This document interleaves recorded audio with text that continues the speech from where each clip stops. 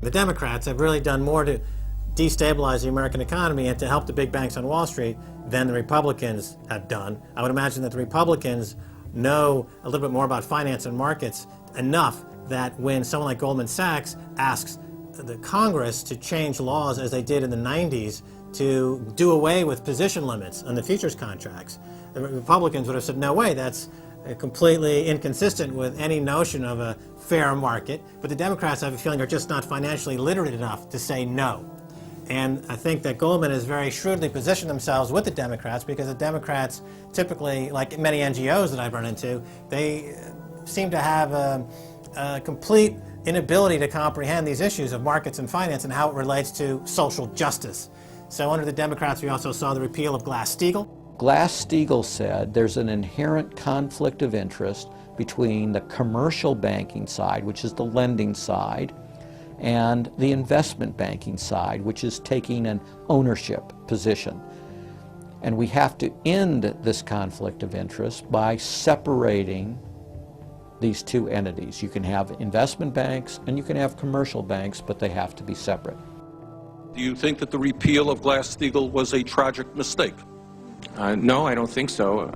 You could be a commercial bank like Chase Manhattan, or you could be an investment house like JP Morgan, or a bank like Bank of America, or an investment house like Merrill Lynch.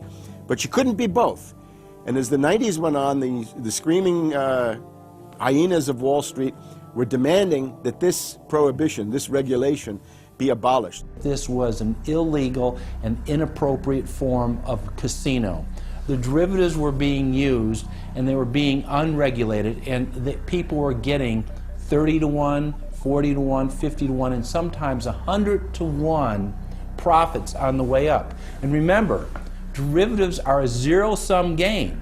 So there's nothing there. It's not like a piece of stock in General Electric or Ford or something like that where there's supposed to be some value. Derivatives have no value. But the very people, Summers and Gettner and all the people at Goldman Sachs and JP Morgan who created these things, made not millions or billions, but trillions on the way up. And now that these things are crashing, the very same folks are now put in charge of regulating these things and in charge of the bailout, and they are giving money to the very rascals that created this problem, took the profits. The problem cannot be fixed. And this is on Obama's watch right now. You have so many different schemes and mechanisms at play.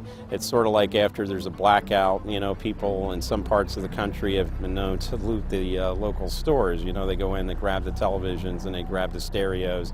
And basically that's what the Wall Street gang has done.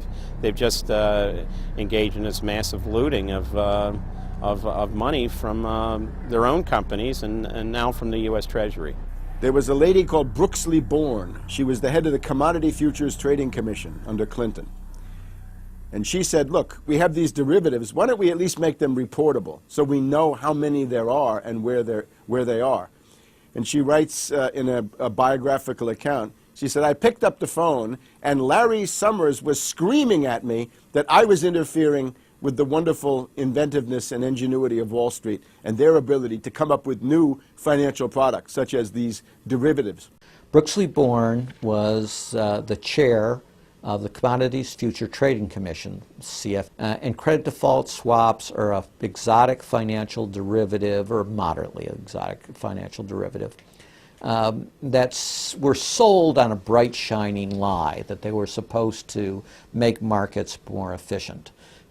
In fact, they allow utterly insane gambles, and they're really great devices for accounting fraud as well. She actually says, I'm thinking of adopting this regulation. The Clinton administration goes berserk, and in particular Larry Summers, but also Rubin. Now behind Larry Summers, there's another layer. Bob Rubin of Goldman Sachs, the Clinton administration, and Citibank. And he also thought that derivatives were a wonderful thing for the U.S. economy, and he made sure that they were never regulated. We can't forget Alan Greenspan over at the Federal Reserve. Now, you look at Summers, he is sitting in the White House today, making policy for Obama. Summers tells Obama what to do, Summers tells Geithner what to do. He's also got some of his hatchet people in the administration. Mary Shapiro runs the Securities and Exchange Commission. She refuses to ban naked short selling and other market manipulations. You've also got another guy called Gensler over at the Commodity Futures Trading Commission today. He is an acolyte and a supporter of the derivatives bubble. We made the new CFTC chair a guy who had helped to kill Brooksley Born's reform initiatives. And we just did this under the Obama administration.